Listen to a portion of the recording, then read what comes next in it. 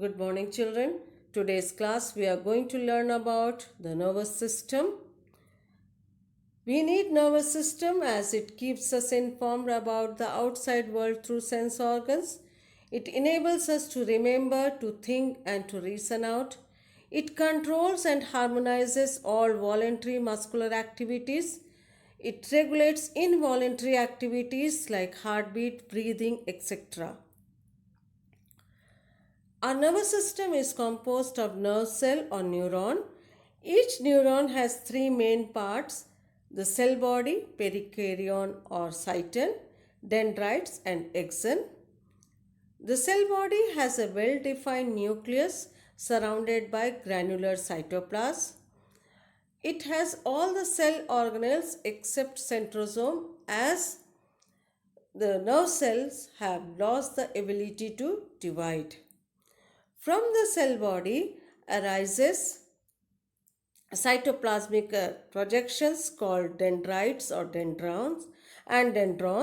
They conduct nerve impulse to the cyton.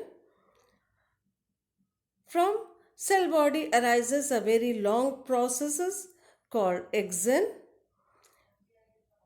In most neurons, the axon is surrounded by a white insulating sheath known as myelin sheath, which is covered by an outermost thin sheath called neurolema. The myelin sheath shows gaps throughout the length, which are called nodes of Ranvier. Some axons may have side branches called collaterals. The end portion of the axons have swollen ends like bulbs, which store certain chemicals called neurotransmitters. Axon terminals are closely placed near the dendrites of another one or more neurons but are not connected. Such gap in between are called synaptic cleft. Now let's see the transmission of the nerve impulse. In the normal condition, the outer side of the nerve fiber carries positive charge. This is called polarized state. This polarization is due to more sodium ions outside the axon membrane. On stimulation, the axon membrane at that spot becomes more permeable to sodium ions, which move inwards and cause loss of polarization. That means it becomes depolarized, and it also known as the excited region. The point of depolarization becomes a stimulus for the neighboring region of the membrane, which in turn becomes depolarized.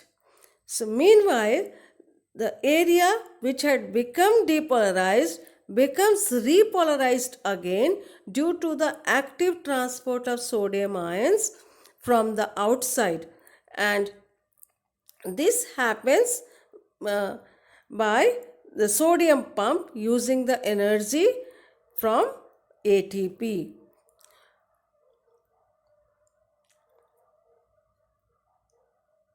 So the transmission of nerve impulse is a wave of depolarization followed by repolarization. The synapse is the point of contact between the terminal branches of the axon of a neuron with the dendrite of another neuron, separated by a fine gap. And at this point, the terminal ends of the axons have a chemical called acetylcholine, which is secreted so that the nerve impulse jump from the terminal ends of the axon to the dendrites of the other neuron. So in this way, the movement of the impulse takes place. Now let's see what are the types of the neuron. There are three main types of neurons: sensory neuron, motor neuron, and association neuron. Sensory neurons convey the impulse from the receptor, that is sense organ, to the main nervous system, that is the brain or spinal cord. Motor neurons carry the impulse from the main nervous system to an effector, that is, muscles or gland. Association neurons are located in the brain and spinal cord, which interconnect the sensory and motor neuron. These neurons, when they are bundled together, they make the nerves. So, the nerve is a bundle of nerve fibers, that is, nerve fiber means axon of separate neurons enclosed in a tubular sheath. So, there are three types of nerves: sensory nerve, motor nerve, and mixed nerve. Sensory nerve means it contains only the sensory fibers and bring impulse from the receptor to the brain or spinal cord. Motor nerve means it has only motor fibers carrying impulse from the brain or spinal cord to the muscles or glands of the body. And mixed nerve is that which contains both sensory and motor fibers. So that's all for today's class, children. Thank you and have a good day.